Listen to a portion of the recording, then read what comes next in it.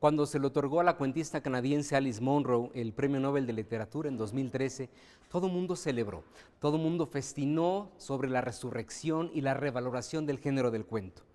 Sin embargo, en México, si alguna tradición literaria tenemos extraordinaria, es precisamente el cuento. Por eso nos sentimos privilegiados que esta noche en Palabra de Autor y en el marco esplendoroso del antiguo Colegio de San Ildefonso nos acompañe la doctora Beatriz Espejo, una de las más grandes representantes del género.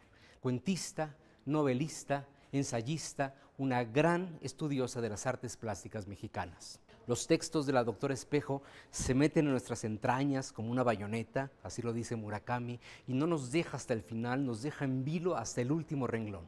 Quédense con nosotros y descubramos juntos la maestría de Beatriz Espejo.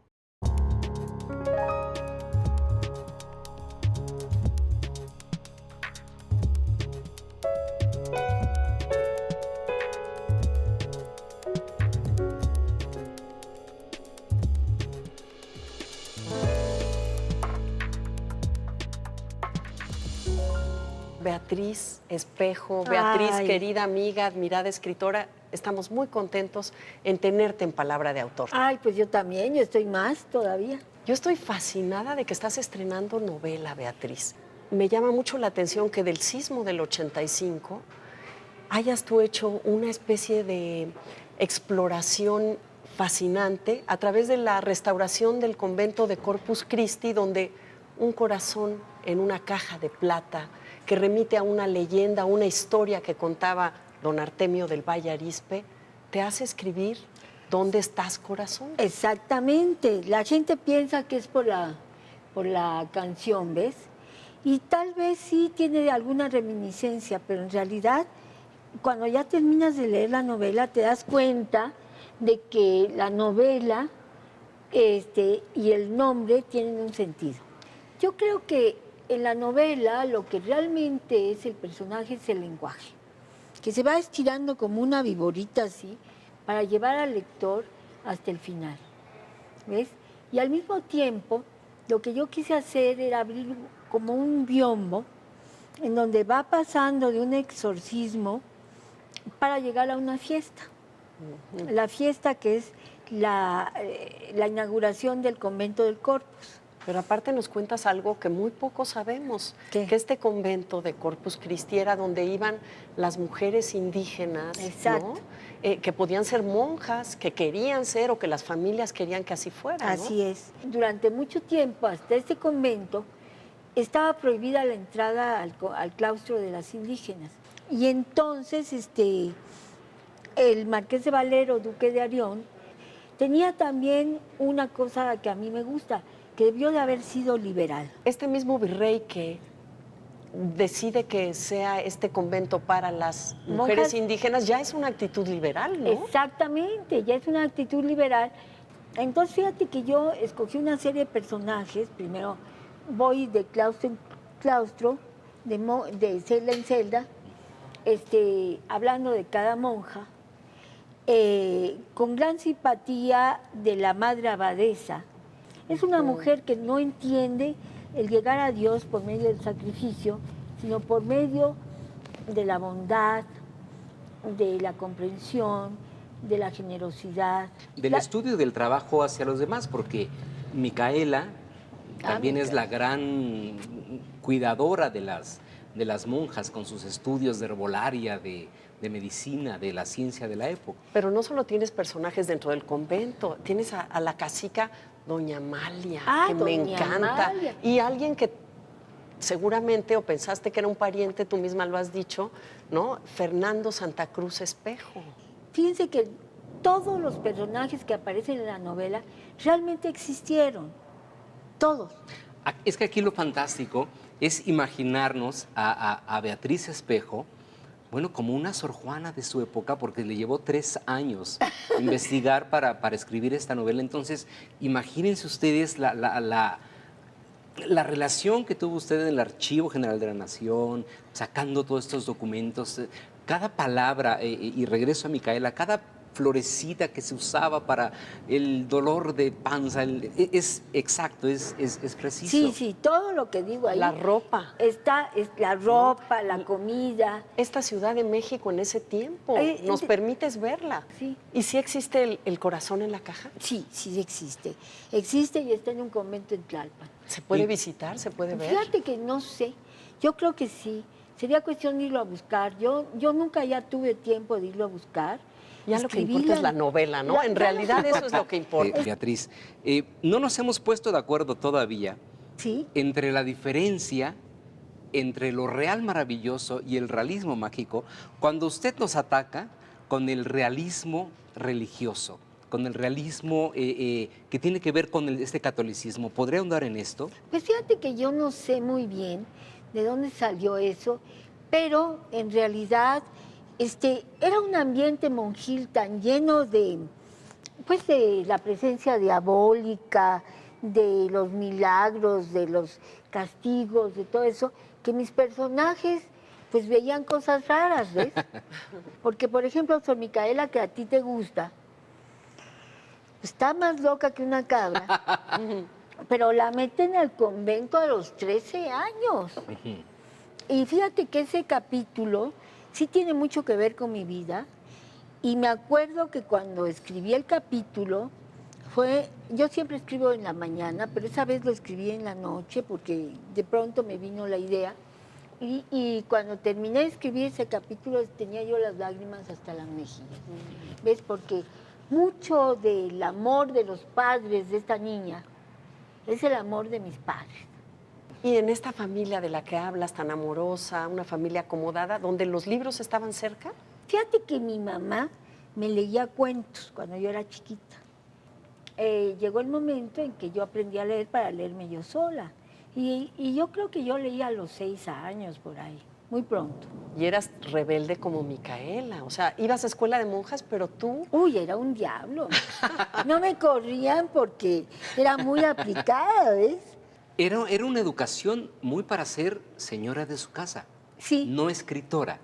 Pues sí. ¿En qué momento se da esa transición de decir, Mira, no quiero ser señora de mi casa como tal, quiero ser escritora? En una, ¿cómo se llama?, composición escolar, nos dejaron sobre la guerra y la paz y yo escribí mi primer cuento. Pero la monja, muy sabia, me dijo, oye, ¿por qué no estudias doctor en letras? Yo le dije, ¿a qué se puede estudiar ser doctor en letras? Dijo, sí, sí se puede. Y cuando regresó mi papá, le dije, oye, yo ya sé qué quiero ser. Y me dijo, ¿qué quieres ser? Quiero ser doctor en letras. Me dijo, ¿ya sabes en lo que te vas a meter? Y le dije, sí, sí, ya sé. Y me dijo, ah, caray, bueno, pues lo que tú quieras.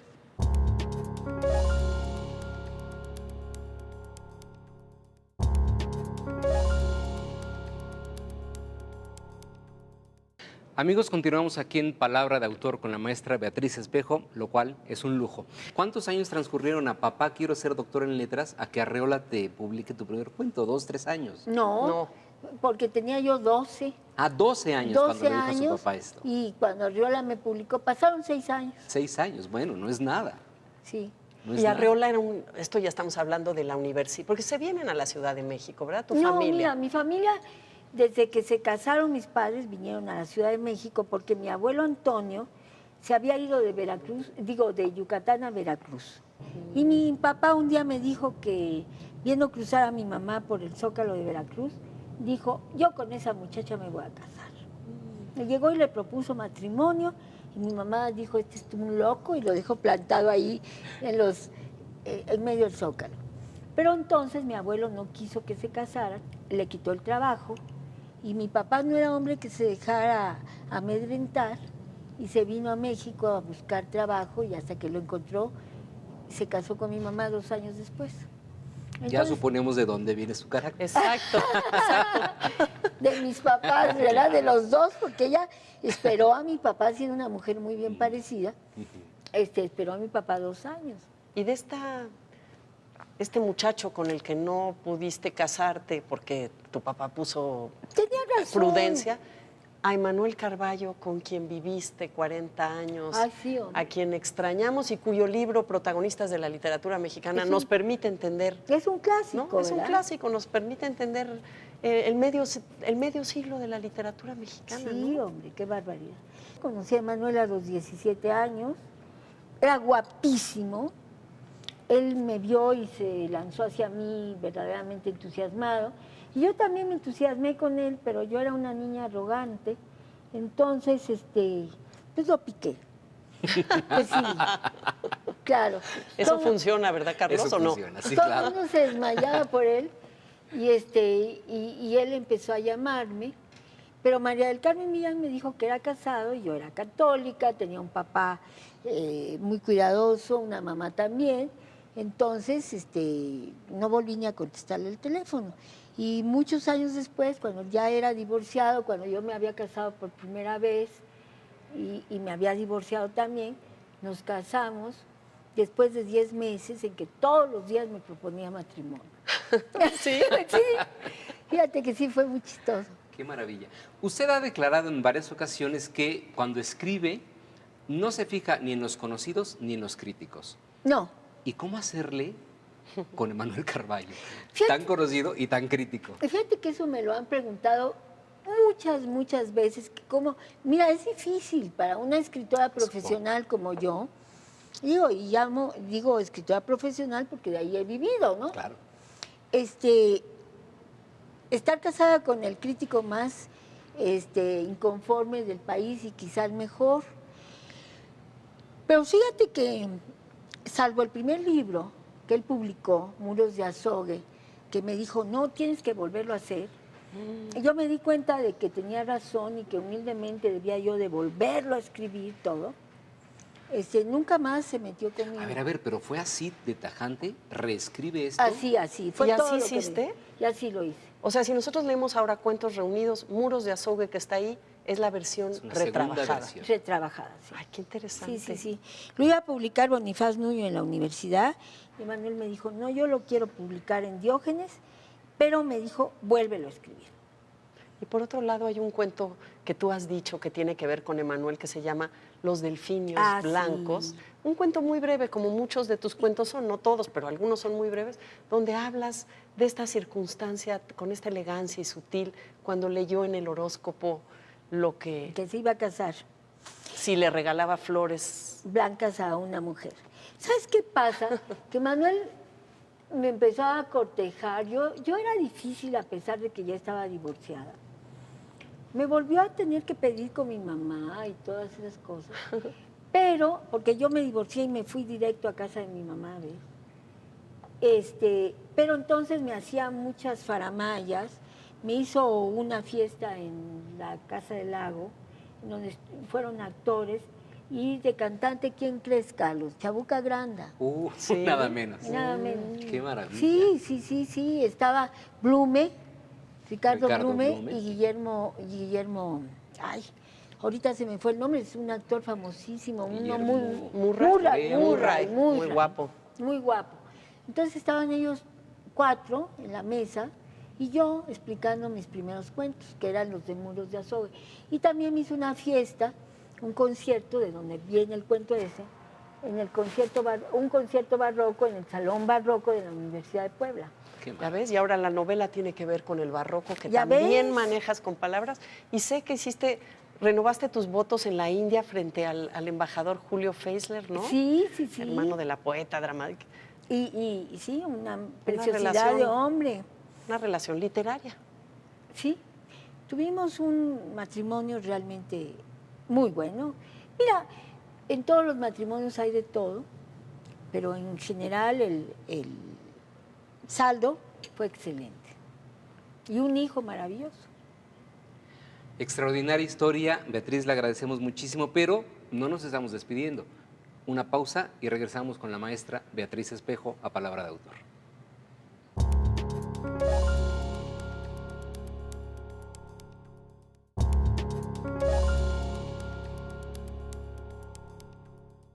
La paloma.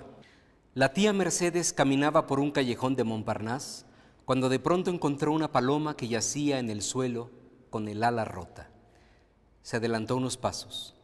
Entonces vino un hombre gordo cargado de buenas intenciones que se agachó a recogerla y la arrojó al aire exclamando: «¡Vuela, no seas floja!». y la mató.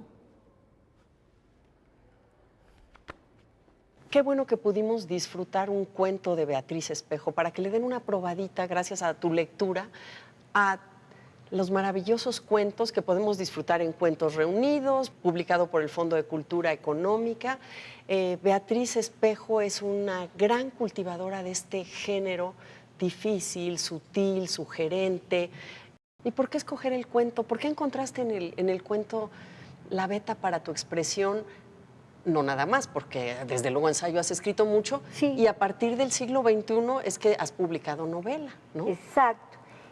Tengo 2 novelas, una que se llama Todo lo hacemos en familia, que la gente dice que en realidad es una colección de cuentos, dicen los críticos.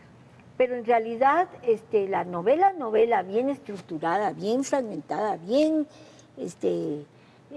urdida, es esta última, ¿no? Claro. Leías mucho cuento, Le- Chejo, tradujiste a Catherine Mansfield, ¿no? Traduje a Catherine Mansfield porque, ¿sabes? Traduje ese año a varios y en el género entrevista me dieron el premio.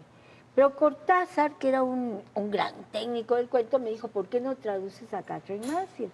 Porque ayuda mucho a hacer traducciones de los autores amados. Sí. Qué Delicioso. maravilla que sale Cortázar a la plática, porque yo quiero hacer una cita de algo que ha declarado Beatriz Espejo. A mí me gusta ser mujer a pesar de todo. Sé que es difícil, pero yo estoy contenta. El mundo que nos retrata mayoritariamente en su literatura es un mundo femenino. Exacto. Tanto en la narrativa como en el ensayo, Y como que se ha encargado usted de grandes escritoras. Pero usted no dedica sus afanes a escribir sobre Pita Amor, sobre Inés Arredondo, sobre Guadalupe Dueñas, porque son mujeres, sino porque son grandes escritoras. Son buenas No, escritoras. En el caso de Pita Dueñas está muy olvidado. Ay, sí. Sí, y tiene este hombre. cuento Mariquita, que no hay que perdérselo, ¿no? Hombre, hay varios de sus Sí. cuentos que son muy buenos, muy Y cuando originales. murió, apenas unas palabras en el periódico. ¿Y cómo fue el acercamiento con Juan José Arreola? Ah, eso fue maravilloso. Esa es una de las partes afortunadas de mi vida. Mira, yo iba a salir con un muchacho. O sea que los pretendientes son un tema, ¿verdad? Ay, sí, le doy gracias a Dios, ¿no? Sí. Entonces, íbamos a ir al Teatro El Galeón. Yo de repente vi un letrerito que decía Juan José Arreola va a hablar de Góngora en el Auditorio Simón Bolívar. Entonces yo le dije, oye, fíjate que ya no quiero ir al teatro, quiero ir a ver a Juan José Arreola. Fíjate nada más qué locura, ¿no? Cómo el destino Claro. te va, tú también te lo vas haciendo porque eliges. Claro. Pero entonces él, pero si ya tengo los boletos, no, yo quiero ver a Juan José Arreola. Cuando entramos al teatro, me quedé súbita. No entendí- Aquí, en ese edificio, No, en la Facultad de Filosofía. y en la Letras. Facultad de Filosofía. Y dije, ¿qué es esto? No? Ese es el maestro que yo he buscado toda mi vida. Se jalaba los pelos, se bajaba de una tarima. No le entendía yo ni la cuarta parte de lo que hablaba, porque era el barroco puro de Góngora, imagínate. Y yo estaba en primero de facultad, entonces no sabía mucho. Pero al terminar la conferencia, que casi lo sacan en hombros, como a los toreros, Juan José de niño soñó con ser torero, y era torero del Verbo. Claro. Y entonces, al terminar le dije, maestro, ¿puedo ir a su taller? Y me dijo, sí, cómo no. Juan José era fue el creador de estos talleres que ahora se han hecho tan famosos, ¿ves? Y los daba en el Centro Mexicano de Escritores, pero en un taller abierto al público, y ahí nos íbamos todos los que luego fuimos escritores, como José Emilio Pacheco, como Monsiváis, como Gustavo Sáenz, en fin, Qué la lista es generación muy larga. extraordinaria. Y Beatriz, ¿qué la seduce a usted primero? ¿Una historia o la posibilidad de una investigación? Porque también pensamos en el escritor inspirado, escribiendo una maravilla como ¿Dónde estás, corazón? Pero no pensamos en los 3 años de investigación, Claro. de quemarse las pestañas en el archivo de la Nación, en el convento de no sé qué, buscando el documento. ¿Qué la seduce? ¿La posibilidad de investigar, de descubrir? Bueno, mira, tú lo has dicho, yo soy doctora en letras y bueno, estoy acostumbrada a las investigaciones, pero aquí me sedujo todo junto. Vino todo junto como un llamado. Oye, Beatriz, y para escribir, tú decías que escribes en la mañana. Yo ¿Qué haces además? ¿Tu cafecito? Sí, hago mi cafecito y escribo de 7 a 10 de la mañana. Así está escrito este libro durante 3 años, de 7 a 10 de la mañana. Y ya después me dedico a todas mis demás actividades. Entre otras cosas, soy dama de casa y tengo el tic del orden y de la limpieza. Entonces, es una lata. Se me está quitando, ¿eh? Ya no soy tan ordenada como era. Pero mira, has logrado hacer con este orden muchísimas cosas. Y tienes una perra que se llama Carlota. Ah, sí, porque fíjate que llegó a mi casa una perra realmente lindísima. Y era tan bonita que le puse Carlota. Y entonces, después de eso, empecé a soñar con la emperatriz. Y soñaba que ella me decía que escribiera yo un cuento donde la pusiera como realmente era. Entonces escribí un cuento que es mi mejor cuento, yo creo, que se llama Miserere mei Deus. Tiene el error de haberle puesto un título en latín, pero es sobre la emperatriz Carlota vista con muchos ojos amorosos. Digo muchos porque está... Calidoscopio. Así, calidoscopio. Y está en Si muero lejos de ti, ¿verdad? En este libro, Si muero lejos de ti, has recogido historias donde hay personajes que existieron y vistos con mis ojos. Porque fíjate que Manuel, mi marido, me decía, oye, pero ¿ya te has fijado que estás abordando a Carlota y está Noticias del Imperio de Fernando del Paso? Que es una obra maestra. Sí, es monumental, pero tampoco puede ser Pero le decía, no, porque este es un cuento, es nada más un cuento. Es un cuento y, como tú dices, muy sintético, ¿no? Y ahí tienes a Marilyn Monroe en este libro, a personajes que te gustan. Marilyn en la cama, ¿verdad? Sí, Marilyn en la cama. Ese es un buen cuento también. Sí. Bueno, el tiempo es cruel en la televisión, como siempre. Yo quiero agradecer, Mónica, compartir contigo este espacio, a la maestra Beatriz Espejo. Yo, por mi parte, me quiero despedir con una cita de Beatriz Espejo. Creo en la belleza y seguiré creyendo en la belleza como en la bondad a pesar de todo. Solo así se puede vivir. Qué y maravilla. para entrar en la belleza, qué mejor que tu novela, tus novelas y tus cuentos y la compañía grata que nos has brindado aquí. Ahora, yo les quiero decir antes de terminar algo. Para entrar en la belleza hay que estar con ustedes. Gracias. Gracias, Beatriz, de veras por estar aquí. Gracias, Carlos. Gracias por habernos acompañado aquí en Palabra de Autor. Nos vemos la siguiente semana. Rayos de luz cruzaban una ventana abierta en la parte superior. La pequeña periodista lo descubrió entonces. Se dio cuenta de que gracias a eso no permanecían a oscuras. Advirtió que Marilyn le contestaba algo, pero murmuraba palabras inaudibles, tartamudeando en voz muy baja. La misma voz musicada con la que seducía a los galanes en esas comedias donde hacía papeles de ingenua que se sale siempre con la suya, porque los caballeros las prefieren rubias y tontas, o al menos nada inteligentes, nada que parezca una intelectual.